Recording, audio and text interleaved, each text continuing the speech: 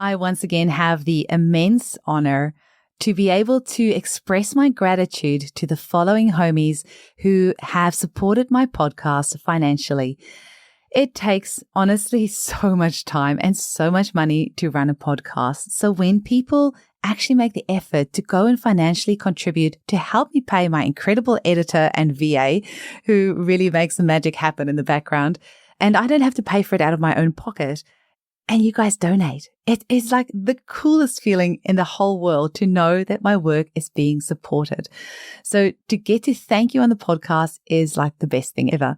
If you would like to make a donation, you can go to www.eugeniekruger.com. There is a donate button at the top. I used to have a Patreon and buy me a coffee and everything else, but they actually take quite a lot of commission.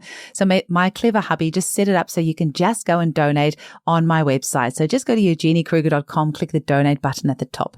Now, before I read out the donations, I just want to say that when you go to my website and you click the donate button, there is a little space there for you to write down the name that you want me to read out. Now, some people leave this blank. I'm not sure if they're doing that on purpose or because they don't want me to read out their name. So I do email everyone who donates. And then for the ones who don't put their name in there, I do ask them if they want me to read it out or not. But I think sometimes my emails end up in people's spam because I don't hear back from them. So if you have donated to the show and you have not heard your name read out, please do email me at info@eugeniekruger.com because I would love to publicly acknowledge your support. So do use that empty box there when you make the donation to write out the name that you want me to read. Some people put in their first name, some put in their nickname, or they might put in their business name, or they might dedicate the donation to a friend. So whatever you write in that text box, I will read out. Just please keep it family friendly. Today, I just want to kick off the thank yous with my two most incredible supporters, Jenny Griffiths and Lisa Paul, who make regular donations to the show. Like their names are just always popping up there. So Jenny Griffiths and Lisa Paul, thank you so much, ladies. Your continued support means so very much to me. Thank you, thank you, thank you for taking the time out of your day to go on the website and go and make their donation. Honestly, I just wish people could understand how much it means to me. It really does. When I get my editor's bill, I always pay it with a smile because I love her so much and my incredible VA as well. But I tell you what, when I get to use the money from the donations to pay that bill instead of it coming out of my own pocket, it makes a huge difference. So thank you, thank you, thank you. I also have the privilege of thanking Chantal von Rotz, Julie Heslip, the incredible Jill Turland. Oh my goodness, you'll have to listen to my podcast episode with Jill Turland. That's been our #1 episode for a very long time. So when I saw her donation come through, it was so sweet. Also Erica from CPH and Sadhna. Also Raquel Dutra and Lucy Reynolds and Jessica Yakub. Thank you so much to all of you for taking the time out of your day to hop on the website and make a donation and show me some love. I really, really appreciate it. Thank you so much. Today's guest is Sarah Kottman, a homeopath in North Lake, Queensland, with many different healing modalities under her belt. She has trained in herbal medicine, Reiki, nutritional studies, craniosacral therapy, somato-emotional release, pranic healing, and breathwork. I was lucky enough to meet Sarah at the AHA conference in Brisbane in November 2023, which she actually helped to organize as in her role as AHA event organizer. So Sarah is really fascinated with provings from the Meteorite remedies, and that's what we're going to be talking about today. So it's going to be really interesting seeing more homeopaths incorporating these remedies into their practice and seeing what sort of results we're getting. So do reach out to Sarah if you have some great results that you want to share about Meteorite remedies. You can learn more about Sarah at www.northlakeshomeopathy.com.au. Thanks for listening. Welcome to the Homeopathy Hangout, where we discuss all things homeopathy from around the world. And now my mum and your host, Eugenie Kruger. Hello, homies, and a very warm welcome to Homeopathy Hangout. Today, I get to hang out with fellow Australian homeopath, Sarah Kottman. Welcome to the show, Sarah. Hi, thank you. Thanks for having me. It's a pleasure. I always love chatting with Sarah. So I don't know if I've ever said this on the podcast. I know I haven't said it to you, but Sarah has been my takeaway name for 25 years. Yeah. So because Eugenie is such a tricky name, Just like 25 years ago, I just started, if I'm ordering a coffee or a pizza or whatever, and they ask what it's for, it's just Sarah. And my kids, like when they were little, they were like, Mummy, who's Sarah? But now they all know if it's Sarah, if I'm ordering something, it's for Sarah. And apparently it means princess, right? It does, yes. Yeah. And the reason I know is when we had just had this conference in Bali, I had a Sarah sitting on each side of me. And I was saying to them, it's so funny. I had a Sarah on each side of me, and Sarah is my takeaway name. So there's all these Sarahs sitting here. And I said, what does it mean? And they said princess. So there you go. There you go.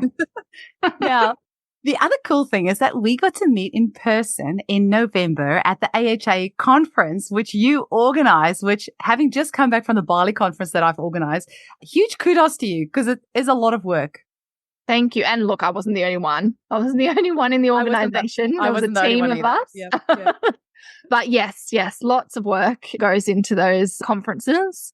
But it was a lot of fun. It was a lot of fun organizing. And how amazing getting to, like, when you then get to meet somebody in person and then see them online afterwards, it's just such a different experience, hey? Because we've met each other and, you know, we've got to have a couple of chats there, and you have got lots of other feathers in your bow or whatever, in your hat, or what's the quivers in your, what's the saying? Feathers in your hat, and you do breath work, and you do Reiki and sound healing and homeopathy. And I see you've won some awards for like counseling type things as well. So I've won awards in trauma release. So basically I use those modalities as well as craniosacral therapy to support people in that trauma release and emotional release from the physical body. So we store a lot. And I just help people to get rid of all of that that's stored in their body, that's sitting there. Wow. And we were just chatting before we started recording that there's so many, like you have so many modalities under your belt already, but there's so many that you said you started family constellations. I would love to do family constellations as well. And they all just help you in your clinical practice, hey? They do, absolutely. Yeah. And this is also the problem when I interview somebody that I've met in person. I just want to like chat about everything else other than, you know, the job at hand. So let's kind of backtrack a little bit here. And I'm going to ask you what I always ask my guests is, how did you first discover homeopathy? So I have actually been treated with homeopathy my whole entire life. So when I was a baby, I was born with, I almost died in birth. And through that, I ended up with eczema and asthma and all these different things. And I was constantly being brought to the hospital. I was always on antibiotics. And there was a point where my mum was like, that's it. There has to be something better out there than this continual antibiotic rotation. So she went and looked at homeopathy as an option, as well as using like your probiotics. And in Germany at the time, because I'm German originally. So in Germany at the time, they already had specialized probiotics that they were using dependent on what you were missing in your gut. So they very specifically chose the strains that you needed. So that was sort of compounded. And then she used the homeopathy as well. And from that, eczema, asthma completely gone. So from that moment, all she ever used was homeopathy. And when we moved to Australia, we were always brought to either a homeopath or a naturopath or someone like that to help us with our sort of ailments. And then when I was going through, I'd finished school and I was like, what am I going to do with my life? And there was a friend doing a naturopathy course. I was like, oh, I can actually do that. That's like, it wasn't something I thought I could have as a career. So I started my course in naturopathy. And then we did in that naturopathy course a year of homeopathy, just that sort of beginning stage. And it was at that moment I was like, nah, this is it. This is my passion. This is absolutely what I want to do. So I changed all my courses over to homeopathy, and I've completed my Western herbal medicine as well because I wanted to finish that just in case, just as a backup as well. And then, since then, I've been now 13 years in private practice. And as you mentioned, I do more than just homeopathy. I've added things over the years like craniosacral therapy. I use naturopathic approaches as well, energy healing, and specializing in trauma at the moment. That's very cool. And what age were you when you came over to Australia? 2. So pretty young. Pretty young.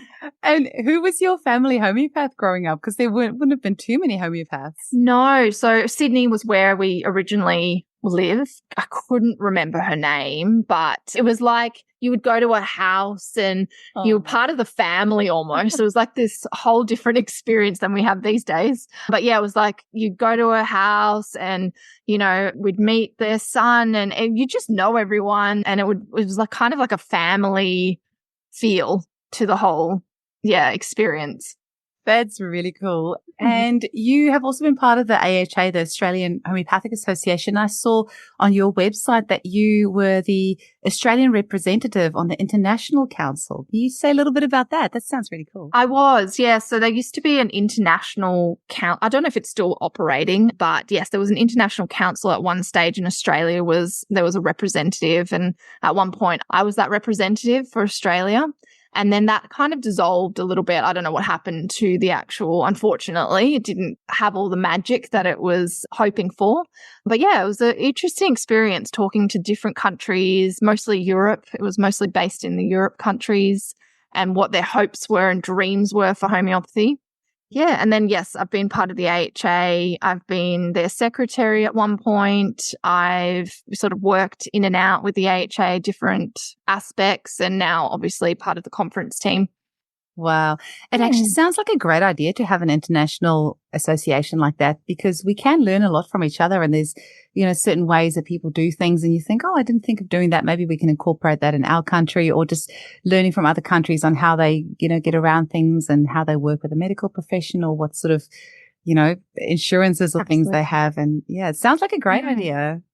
Now, the reason I wanted to get you on the podcast today is to talk about some provings that you've been doing. So maybe just kind of talk us through how you first got involved with provings. And it sounds like you have a special affinity for provings made from meteorites. So to talk to us about that progression.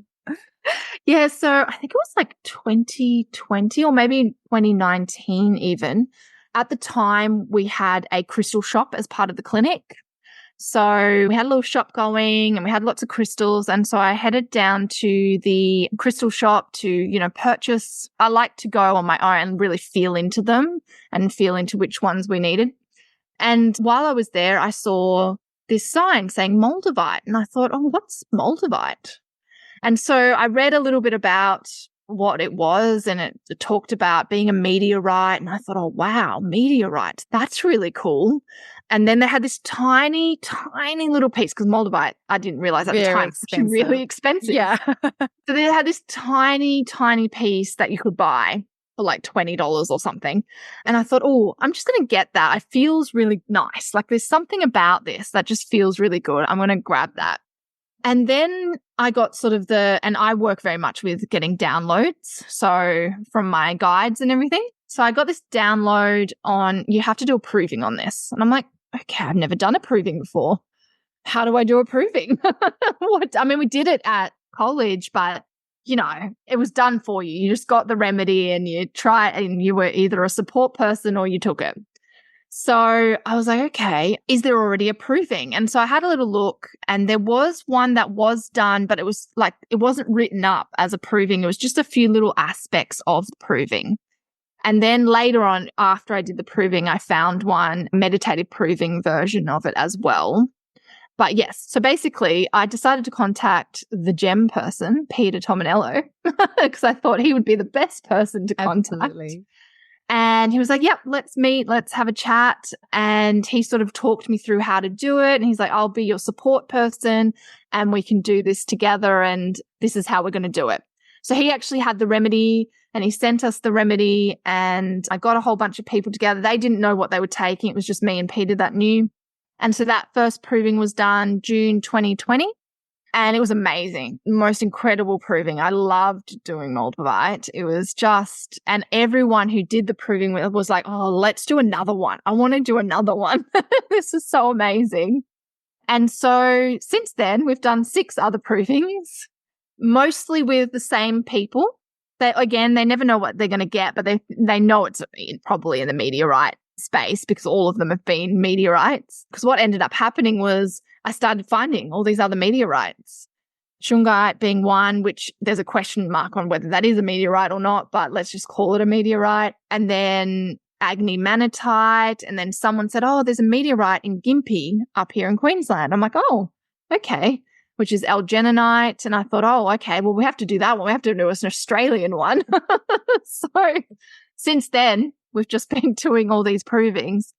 So it's 6 at the moment, but I've only written up 3 because it does take some time to sit and write them up. I usually take a weekend and go away somewhere and just sit with it. And generally I'm proving the remedy again as I'm writing it up. I think it was, did Jeremy Sure say it took him about 10 years to write Kryptonite, or like one of those? I know like sometimes it can take years to really write those up. Because I think there's some other Shungite provings as well. There is now, yes. So at the time when I did the Shungite one, which I think was 2020 as well, it might have been 2021, when we did the Shungite one, there wasn't any at that time. There was none that I knew about anyways. I looked up, I did some research, and I couldn't find any. And then it must have been within a similar year that everyone did the Shungite proving, which is really interesting. Because then after I'd done it and I'd posted a little bit about that I'd done the Shungite proving and these were some of the themes that came up, other people contacted me going, oh, we've also done a Shungite proving. We'd love to connect. And since then I get emails about, oh, we've done a Shungite proving, and be amazing to like put all of that together and get a really good understanding of Shungite. And then it's just recently, I think like a couple of weeks ago, that I bought Colin Griffin's new book. And in there is a Shungite proving, and they did it in 2017. So, yeah. Yeah, I've got the Materia Medica 3, hey? Yes, number 3, yeah, exactly. Yeah, that's amazing. But it makes sense, right? Like, I think the substances reveal themselves when they need to be proven. And so it does make sense that it all kind of, as we get exposed to more Wi-Fi and things, I know Shungite is really good for EMF exposure from my understanding.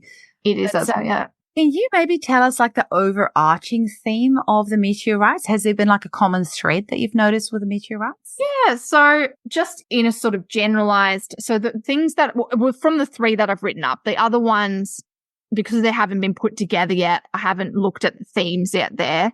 But what comes through quite a lot is water themes. So either dreams of water, being thirsty, dryness of mouth, thirstlessness, or fear of water. Like there's always seems to be some kind of water element that comes into every single meteorite proving that we've done. Often we find a lot of the things that come through dreams. That's been quite a big theme of all of them, and it's all come through a lot of dreams. And then grief is a big one as well. Grief and loss comes through quite often. Drug addiction is a big one. That seems to come through a couple of them, the Moldavite one. Although it didn't come through the Shungite proving, I've since used it on someone and they've had a massive effect on drug use. So that's been quite amazing. Healing deep wounds and deep trauma seems to be a big aspect, as well as like better focus. There's a lot to do with the mind, focus, self-worth, all of that kind of stuff.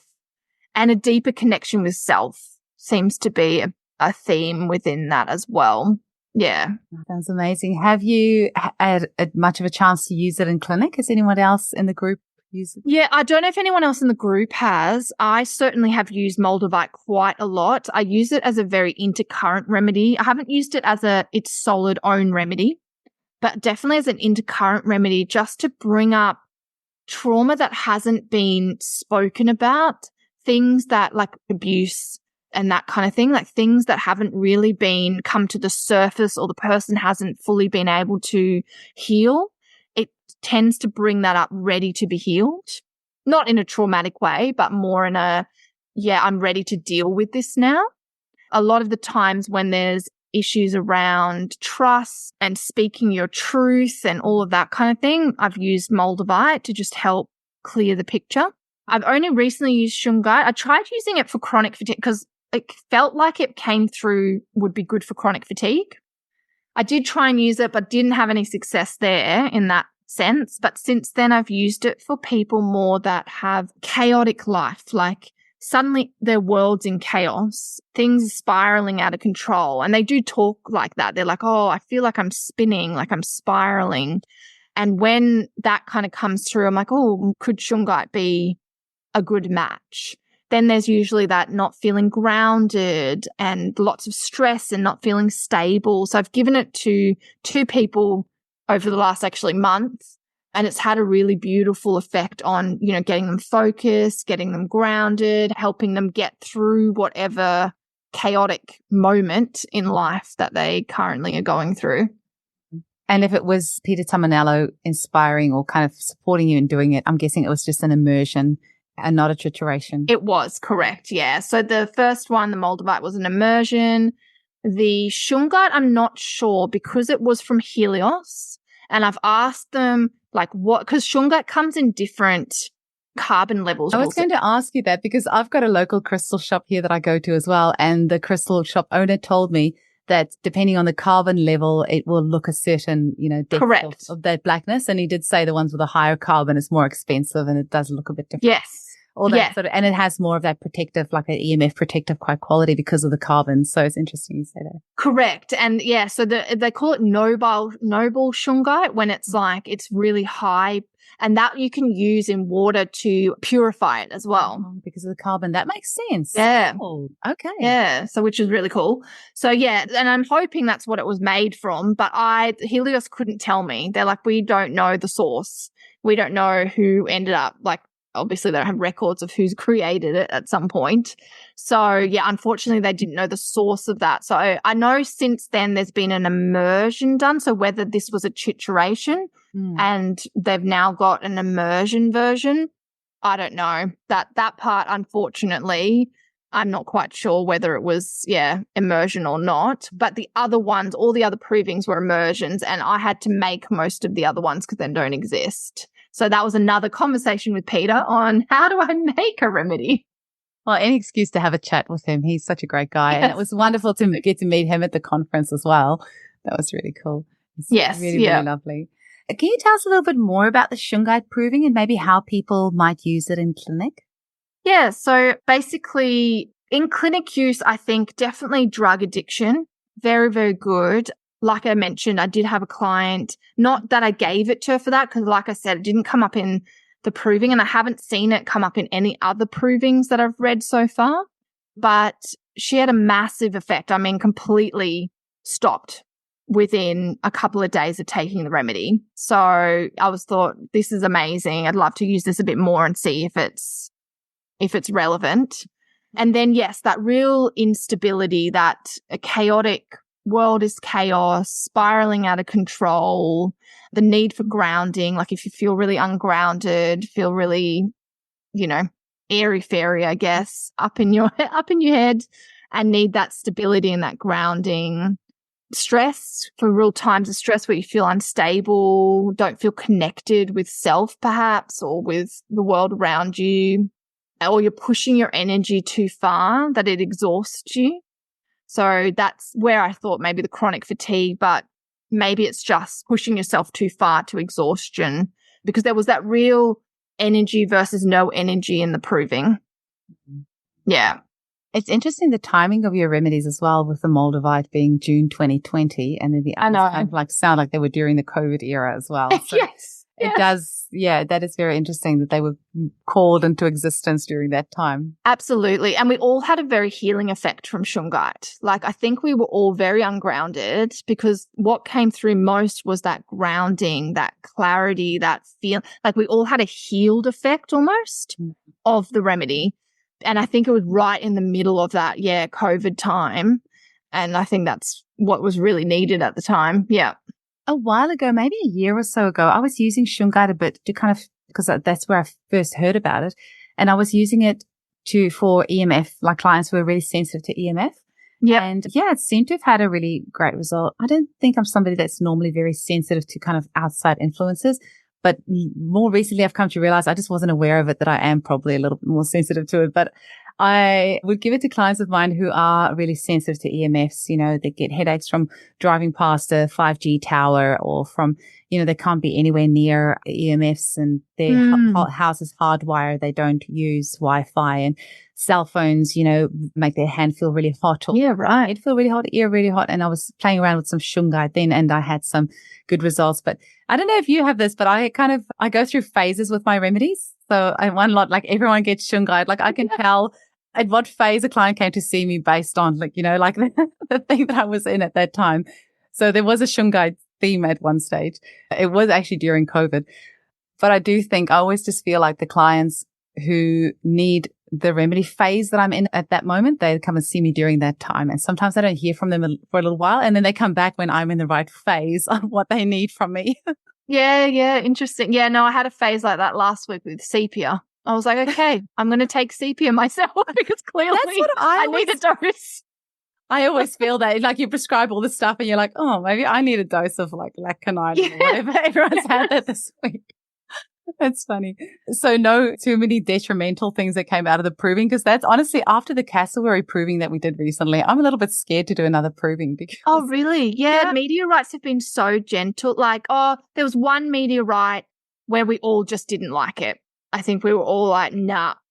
There was probably a few people in that went, I'm never doing a proving again. But otherwise, the meteorites have been really beautiful. It's been actually a really wonderful experience, if not healing each time rather than detrimental. But definitely there was the Campo del Cielo, which is also a proving I have, one of the provings I've written up. That one was one that no one liked. It was very different to all the other ones. And I know why now when we go through, is it what structure it is, what structure each one. That one has a different structure to the other meteorite. Like amorphous or something. Yeah, like those ones. Yeah. Cubic and so it has a very different structure. And I'm like, oh, that makes sense why that one was super intense. Peter Tamanello has that book. Is it Substance and Structure or something like that? Correct. Structure of crystals. I just recently bought that, which is why I'm like, oh, that makes sense why that is different to that one. After I interviewed him, I literally, when I pressed stop on the recording, I said to him, here's my credit card details. Send me all your books. So I have got that one there. It's sitting on my shelf. I haven't read it yet, but I was like, just send them all to me. Send them all. Yeah. So that one was definitely pretty full on and very good though for people with ADHD, I reckon, because it was really, it was like our minds were scattered. We couldn't write or read properly. We were like just completely out of it. What is that one made from? That's a meteorite as well. So Campo del Cielo. Was it like found in South America somewhere? Yes, correct. Okay. Yeah. I think that one is. It sounds I can't remember from memory, but somewhere in there. It's not a Latin name, so that's why I thought. No. It's either, I know a lot of them, I think Argentina might be the Moldavite one. Okay. But or it might be that one. But definitely, it's got that name because of the name where it was found. So it's the same name as where it was found. That sounds right. After the cassowary proving, Sarah Valentini, who did the proving as well, we did it at the same time. She did hers in Melbourne, we did ours in Perth at the same time, intentionally, which was cool because the cassowary's got the split feather. So it was quite nice that we did two provings at the same time. But she broke her foot at the proving, like on the way to carrying down the chair for them to start the proving. Then one of our provers was in a car accident on the way home. The next day, me and Amy were almost in a car accident and her husband witnessed a car accident. And so we were just like, okay, can this just all please stop because it's getting too freaky. But here's something else really freaky. When we were in Bali last week at the conference, we were in a little bus going to go quad biking. So myself and Hilary Dorian, I'm name dropping now, and Danetza Appeline. And as we're on the bus, we're driving to the quad biking. We're just chatting about some remedies that, would be interesting to prove. And Hilary said about proving the sand in Auschwitz. And as we talked about that, there was an earthquake in Bali. Wow. So part of me is like, okay, we have to do this remedy, but all of us are so scared. I was going to say, no thanks. No, I know. I'm going to need some like volunteers to do that one. But then I figured maybe if we triturated like through all the levels and maybe once you actually take the remedy and prove it, hopefully then, we'll all be okay. But there are stories, of homeopaths like having head injuries and accidents and all sorts of things when they do proving. Oh, absolutely. Absolutely. Absolutely. I've heard some stories, or they, leave their partners, or they, like big life events happen. And you find homeopaths who do regular provings. I've had people on the podcast and I'm trying to think of who it was that I've had, but their partner was saying to them, please just no more provings because the people around you do get affected by it as well. Right? They do. And they can sometimes have proving symptoms. Oh, absolutely. I think my husband had that at one stage of one of the provings. I'm like, I'm just going to note down your symptoms too, because I'm pretty sure you're proving this remedy. And then there was Moldavite one where the inner child came out. And so I bought roller skates I've never used because I was like, oh, yeah, I want to go roller skating. So I went and bought roller skates, used them once. And then obviously the proving wore off. And I'm like, I don't actually want to go roller skating. That's really cute. Oh. So tell us a little bit about the proving notes. So for the ones that you've done, the 3 that you've written up so far, can people buy the proving notes somewhere? They can, yes. So they can buy those from my website, northlakeshomeopathy.com.au, and just in the shop section, they can buy them as digital copies, so all individual. And hopefully in the future, there'll be a physical version of all of them together. But yes, maybe by the next conference, it'll be for sale. Now you've put a date on it, hey? So we're going to hold you to it. I have to put a date on myself, otherwise it doesn't move forward. No, I do the same thing, which is really exciting. I'm excited for the next conference already. So that's good. You said 2026. Hey, have you got 2026? Yeah. Just for those who want to book their travel, have you got like a month in mind? It'll be around the same month. So I think we've got November, but it's not confirmed yet. But around about October, October, November, it'll be around that time. Just for those of us with like saving accounts for homeopathic conference travel, start saving for 2026. Amazing. So Sarah, with all your other therapies that you do you want to maybe tell us a little bit about how you incorporate that into your practice? Like, does somebody book for a craniosacral session or a homeopathic session, or do you kind of start with one and then realize they actually need something else? No, so I actually combine them. So what happens is they come in and they come in for an initial, for example. Look, sometimes they just come in for homeopathy and a chat. They can decide that now. Prior to that, I was like, no, it's an hour and a half and we'll work out what we need. But now I've sort of changed that just recently. But in most cases, I find the person needs to have all the combined therapies, because there's always an element of things being stuck in the body, or supernatural, I guess, or metaphysical things happening. So they come in, they have a consult. That's the part where I sort of try and figure out the remedy. So we'll have a chat first. We'll go through all of that. And then at some point during the session, depending on how much information they need to tell me or how much things are going on in their lives, I then get them on the table, basically. And from there, often I can feel like the body talks. This is what we do as craniosacral therapists. We listen to the inner physician and we talk to the body. And through that, it's very similar, I guess, to homeopathy, because it's a self-healing. We're just holding space where the body has asked us to hold space. We tune in and we talk to the body and we shift and move energy. And by doing so, it helps that self-healing and the release of emotions, if there's emotions in there. And that component's called somatic emotional release, which is a part of craniosacral. And sometimes we do dialogue, because we use the Jungian psychology method and we do some dialogue sometimes if there's something that's really trapped. So a lot of things happen on the table. Maybe there's emotional release, and I can often feel into exactly what's happening for that person, stuff that people don't talk about and hide and is deep within. I can always feel it on the table. So that's where I sometimes change my remedy choice, because I'll go, oh, hey, actually, I'm feeling a lot of grief in your body. I'm feeling a lot of sadness. Can you tell me about that? And then all of a sudden will come out something completely different, and I'll be like, okay, well, we're changing the remedy. Or sometimes the body tells me what remedy they need. And then I'll look at it and I'll be like, oh, it actually matches beautifully with what they told me. So yeah, often I will go with remedy choices that have come through during the table session, which is why I really love doing the combination together. They get a lot from the releases on the table, and then they continue the work at home with the homeopathic, is how I see it. Like the work continues at home with the homeopathic remedy. So yeah, I really love combining them. And then obviously I bring in, your gut healing, if there's gut healing needed through that naturopathic approach, or the many other things that we have in that space, diet changes, or, whatever's needed, really. I just love being able to have all the multiple aspects, because then I can, treat people individually. And they can get some breathwork and Reiki and sound healing while they're Yes, well, Reiki always happens as part of the cranial. Like, that's all encompassing. So if I feel like there's an entity that needs to be removed, or there's, something a bit off with their spiritual aspect or their energy, or there's some chakras that are blocked, I'll be doing all of that while I'm doing all the other stuff. That sounds amazing. Yeah. Amazing.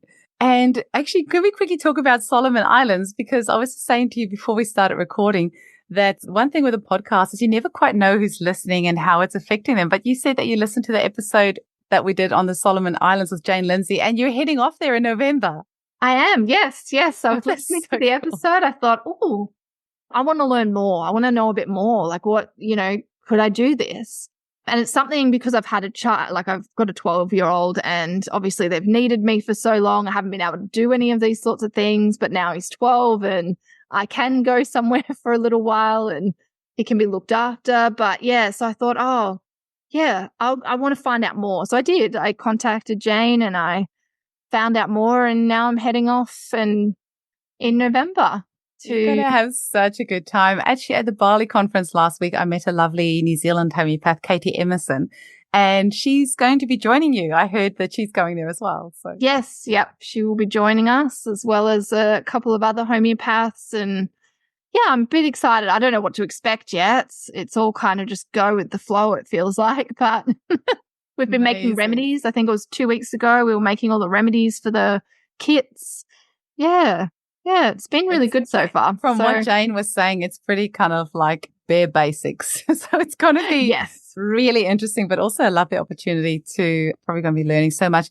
I would love to go to somewhere like that, or to Africa or wherever, where people are not overly medicated and you actually really get to see the magic of homeopathy. So Absolutely. One of the beautiful ladies I've had on the podcast, Samina Khan, she also came to the Bali conference and she spoke there about the work that they're doing in the Gambia project in Africa. And how, they can just like heal cancers with one single dose of a remedy, because the people are in such an uncompensated, pure state without all the suppression. And I think you'll probably see a lot of that in Solomon Islands as well.